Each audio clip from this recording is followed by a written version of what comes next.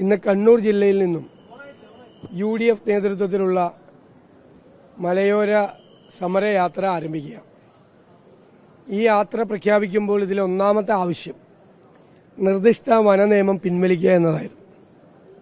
യാത്ര പ്രഖ്യാപിച്ചപ്പോൾ തന്നെ ഈ വനനിയമം പിൻവലിക്കുന്നതായി ബഹുമാനപ്പെട്ട മുഖ്യമന്ത്രി പ്രഖ്യാപിച്ചു. ഞങ്ങൾ അതിനെ സ്വാഗതം ചെയ്തു. രണ്ടാമത്തെ പ്രധാനപ്പെട്ട ആവശ്യം വന്യജീവി ആക്രമണങ്ങളിൽ നിന്നും ജനങ്ങളെ രക്ഷിക്കുക എന്നതാണ്. കഴിഞ്ഞ 6-7 വർഷങ്ങൾക്കിടയിൽ 60,000-ഓളം വന്യജീവി ആക്രമണങ്ങളാണ് ഉണ്ടായത്. 1000-ലധികം പേർ കൊല ചെയ്യപ്പെട്ടു. 8,000-ലധികം പേർ ഗുരുതരമായ പരിക്കുകൾ പറ്റി. 5,000-ലധികം കന്നുകാലികളെ കൊന്നു. 10,000-കണക്കിന് ഹെക്ടർ സ്ഥലത്തെ കൃഷി മുഴുവൻ നാശമായി. ഭീതിയിലാണ് ജനങ്ങൾ, മലയോരത്തെ ജനങ്ങൾ.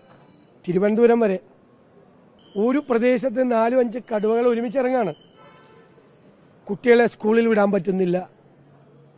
പശുവിനെ കറന്ന ജീവിക്കുന്നത്, കൃഷി മുഴുവൻ നശിച്ചു. പുല്ല് പറിക്കാൻ പോകാൻ പറ്റുന്നില്ല. ഉപജീവന മാർഗമായ പശുവിനെയും ആടിനെയും കൊന്നു തിന്നാണ്. ആശുപത്രിയിൽ പോകാൻ പറ്റുന്നില്ല, പുറത്തിറങ്ങാൻ പറ്റുന്നില്ല. ഭീതിയും പട്ടിണിയുമാണ് ഈ പ്രദേശത്ത്. അതിന് പരിഹാരം ഉണ്ടാക്കണം. 3, കാർഷിക മേഖല തകർന്നു. വിലയിടിവാണ്.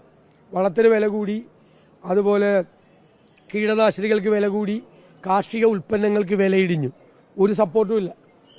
2 ഗവൺമെൻറ് ഭാഗത്തുനിന്നുമില്ല. കേന്ദ്ര ഗവൺമെൻറ്റും വൈൽഡ് ലൈഫ് ആക്ടിൽ ഭേദഗതി വരുത്തണം. അതുപോലെ ബഫർ സോൺ പ്രശ്നം. കേരളത്തിൽ 29% വനമുണ്ട്. ദേശീയ ശരാശരിയേക്കാൾ കൂടുതലാണ്.